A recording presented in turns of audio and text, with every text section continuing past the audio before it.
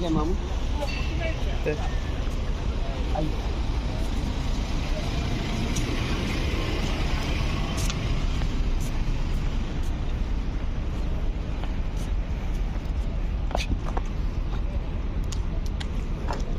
بسم اللہ الرحمن الرحیم.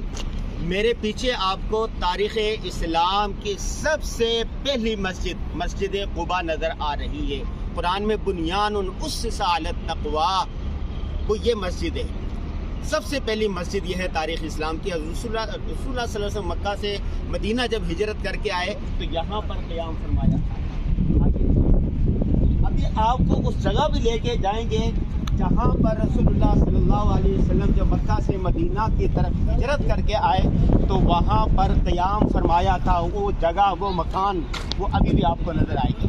مسجد قباء کے منظر دیکھیں آپ. اور میں فیملی آگے جا رہی ہے، بچہ پارٹی آگے جا رہے ہیں، تو انشاءاللہ اس مکان پر جائیں گے. اور یہ مسجد قباء کی ایک فضیلت ہے. رسول اللہ صلی اللہ علیہ وسلم نے فرمایا کہ جو آدمی گھر سے یا ہوٹل سے وضو کر کے آئے اور مسجد قباء میں 2 رکعت نفل پڑھے، مقبول عمرے کا ثواب ملتا ہے. تو یہ جتنے لوگ آپ کو نظر آ رہے ہیں یہ سارے 2 رکعت نفل پڑھنے کے نیت سے ہی آئے ہوئے ہیں. دیکھیں مسجد قباء 4 مینار بنے ہوئے ہیں، اس کی بڑی خوبصورت ہے. حکومت نے اس کو توسیع کر دی ہے. اور اس کے نیچے قبریں تھیں، اب یہ راستہ بنا دیا. وہ جگہ کون سی مقصودہ؟ وہ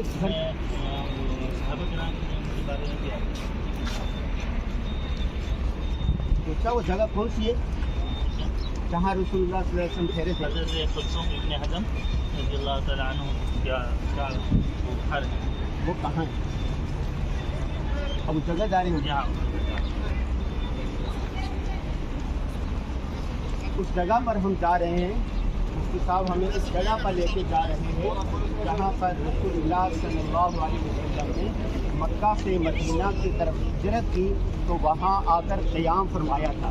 مطلب وہ یہ کہا جاتا ہے کہ حضرت ابو ایوب انصاری رضی اللہ عنہ وہ مدینہ منورہ میں تھا. یہ مدینہ منورہ سے باہر. اچھا، پہلے یہ گاؤں یہاں پر آپ نے قیام فرمایا مسجد قباء میں. ہاں 2 ہفتے تھے لگ بھگ، جی 14 دن. تو 14 دن کے جو قیام ہوا تھا وہ حضرت کلثوم بن حزم رضی اللہ تعالیٰ عنہ کے گھر پر تھا. اور اس کے بعد پھر جب مدینہ لے کے منورہ تشریف لے گئے تو اس وقت حضرت ابو ایوب انصاری رضی اللہ تعالیٰ عنہ کے گھر وہ جگہ بھی محفوظ ہے. جی جی وہ جگہ محفوظ نہیں ہے، پر اس کی جگہ کا پتہ ہے کہ وہ کون سی جگہ ہے.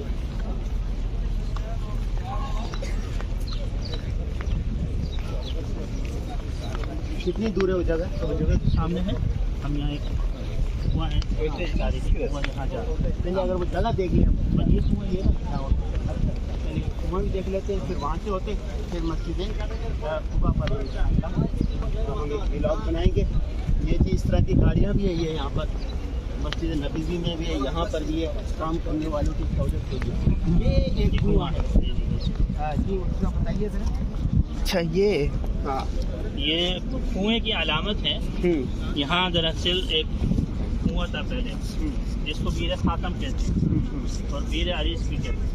حضرت عثمان غنی رضی اللہ تعالیٰ عنہ کی انگوٹھی اس میں گر گئی اور وہ انگوٹھی جو ہے باوجود ساری کنواں پانی خالی کرنے کے وہ انگوٹھی نہیں ملی. حضور علیہ السلام نے یہی ارشاد فرمایا تھا کہ وہ انگوٹھی جب گھومے گی تو فتنے کا باپ کھل جائے گا. پھر اس کے بعد جب فتنے ہوئے ہیں وہ سب تاریخ میں ہے، آپ حضرات کو معلوم ہے. پھر یہ کنواں بند کیا ہوا ابھی؟ یہ فتنے کی یہ کنویں کی علامت ہے. کیا نام تھا کنویں کا؟ بیر خاتم بیر عریس. حضور علیہ السلام سے روایت ہے کہ آپ علیہ السلام تشریف لائے یہاں پر تو کنویں کی منڈیر پر بیٹھ گئے اس کی، اور حضور علیہ السلام نے اپنی جو ٹانگیں تھیں پنڈلی سمیت وہ اٹھا لی تھی، یعنی کپڑا اٹھا لیا تھا. تو حضرت ابو ہریرہ رضی اللہ عنہ ساتھ تھے، وہ پیچھے پیچھے آئے تھے. ابو ہریرہ رضی اللہ عنہ ساتھ تھے تو دروازہ کھٹکھٹایا کسی نے، تو حضور علیہ السلام نے ارشاد فرمایا کہ جاؤ دیکھو جو بھی ہو اس کو جنت کی بشارت دے. تو دیکھا تھا حضرت ابو بکر رضی اللہ تعالیٰ عنہ حضور علیہ السلام کے ساتھ آ کے دائیں طرف بیٹھ گئے. پھر دوسری دفعہ کھٹکھٹایا تو حضرت ابو ہریرہ رضی اللہ تعالیٰ عنہ سے انہوں نے ارشاد فرمایا آپ علیہ السلام جاؤ دیکھو اور جو بھی ہو اس کو جنت کی بشارت دو. تو حضرت عمر رضی اللہ تعالیٰ عنہ سے حضور علیہ السلام کی بائیں طرف آگے بیٹھ گئے.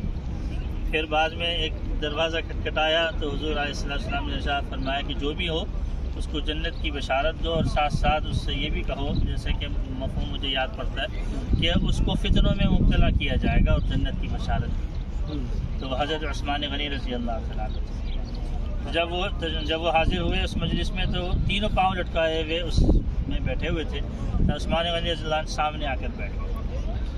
تو حضور علیہ السلام نے اپنی پنڈلیوں سے کپڑے کو اور نیچے کر لیا کہ میں اس شخص سے حیا کیوں نہ کروں جس سے فرشتے حیا کرتے. تو حضرت سعید ابن مسیب بڑے درجے کے تابعی ہیں. فرماتے ہیں کہ اس حدیث شریف سے مجھے معلوم ہو گیا کہ حضور علیہ السلام اندازہ ہو گیا اس حدیث شریف سے کہ یہ دونوں حضرات تو حضور علیہ السلام کے ساتھ مدفون ہوں گے اور سامنے جنت البقیع میں حضرت عثمان رضی اللہ عنہ مدفون ہوں گے. تو یہ وہ جگہ ہے اس کنویں کی علامت ہے. ہمارے پاس اساتذہ یہ فرماتے تھے کہ یہ جگہ نہیں تو وہ والی تھوڑا سا آگے جہاں وہ نیلا جو کپڑا ہے وہ جگہ تھی. بعض لوگ کہتے ہیں کہ وہ جگہ لیکن یہاں کی تاریخ والے کہتے ہیں کہ یہ تھی. حضرت کلثوم ابن حزم رضی اللہ تعالیٰ عنہ کے مکان کے سلسلے میں آتا ہے یہ جو مسجد کا جو یہ کونا ہے اس کے بارے میں بھی آتا ہے کہ یہاں پر